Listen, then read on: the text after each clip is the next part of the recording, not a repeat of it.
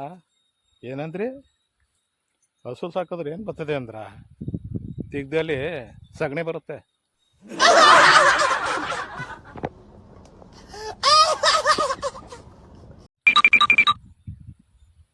ಅಲ್ಲ ಸ್ವಾಮಿ, ಹಸು ಸಾಕಿದ್ರೆ ಏನು ಬರ್ತದೆ ಅಂತ ಕೇಳ್ತೀರಾ?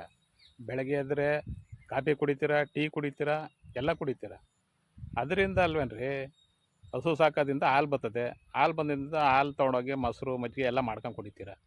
ಈಗೆಲ್ಲ ಹಸು ಎಮ್ಮೆ ಎಲ್ಲ ಸಾಕೋದು ಕಮ್ಮಿ ಆಗ್ಬಿಟ್ಟಿದೆ ಕಣ್ರಿ. ಹೊಲ ಉಳ್ಳೋಕ್ಕೆ ಟ್ಯಾಕ್ಟ್ರಿ ಮಡಿಕೊಂಬಿಟ್ಟವ್ರೆ. ಹಾಂ, ಹಸುಗಳು ಎಲ್ಲಿರ್ತಾವ್ರಿ?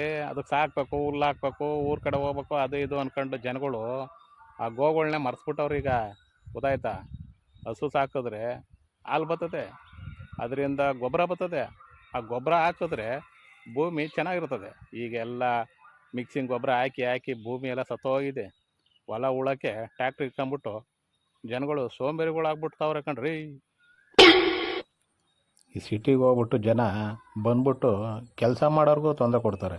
ಹಸು ಏನು ಕೊಡ್ತದೆ, ಎಮ್ಮೆ ಏನು ಕೊಡ್ತದೆ, ಈ ಮೇಕೆ ಏನು ಕೊಡ್ತದೆ ಅಂತ ಹೇಳ್ಬಿಟ್ಟು ತಲೆ ತಿಂದ್ಬಿಟ್ಟು ಅವ್ರನ್ನ ಸಿಟಿ ಕಡೆಗೆ ಕರ್ಕೊಂಡೋಕ್ಕೆ ಪ್ರಯತ್ನ ಮಾಡ್ತಾರೆ. ಈ ಸಿಟಿಗೆ ಹೋಗ್ಬಿಟ್ಟು ಏನು ಮಾಡ್ತಾರೆ? ಶೋಕಿ ಮಾಡೋಕ್ಕೋಸ್ಕರ ಊರು ತುಂಬ ಸಾಲ ಫೈನಾನ್ಸು ತಗೊಳ್ಳೋದು, ಶೋಕಿ ಮಾಡೋದು.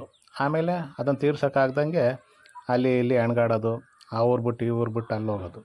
ಅದ್ರ ಬದಲು ಈ ಭೂಮಿ ತಾಯಿ ಮಡಿಲಲ್ಲಿ ಹಸು ಕರು ಕುರಿ ಕೋಳಿ ಹೊಲ ತೋಟ ನೋಡ್ಕೊಂಡು ನೆಮ್ಮದಿಯಾಗಿರೋದೇ ಒಳ್ಳೆಯದಪ್ಪ. ಈ ಕೊರೋನಾ ಬಂದಮೇಲಂತೂ ನಾನು ಊರು ಬಂದು ಸೇರ್ಕೊಂಬಿಟ್ಟೆ. ಹೆಂಗೋ ಒಳ್ಳೆಯ ಸಮಯ ಸಿಕ್ಕಿದ್ದಕ್ಕೆ ಬಂದು ಊರು ಸೇರ್ಕೊಂಬಿಟ್ಟೆ. ನೆಮ್ಮದಿಯಾಗಿದ್ದೀನಿ. ಅದಕ್ಕೆ ಹೇಳೋದು, ಹಳ್ಳಿ ಜೀವನ ತುಂಬ ಚೆಂದ ಕಣಣ್ಣವು. ನಿಜವಾಗ್ಲೂ ಕಣಣ್ಣ, ನನಗಂತೂ ಅದ್ರ ಬಗ್ಗೆ ತುಂಬ ಅರಿವಾಗಿದೆ. ನೋಡಿ, ಈ ಥರ ಪ್ರಕೃತಿ ಮಡಿಲಲ್ಲಿ ಆ ಸಿಟಿ ಒಳಗೆ ಏನೂ ಸಿಕ್ಕಲ್ಲ ಕಣಣ್ಣ.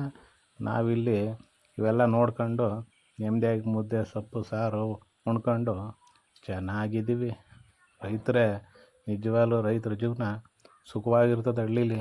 ಸಿಟಿ ಒಳಗೆ ಹೋಗ್ಬಿಟ್ರೆ ಅದೋ ಗತಿ.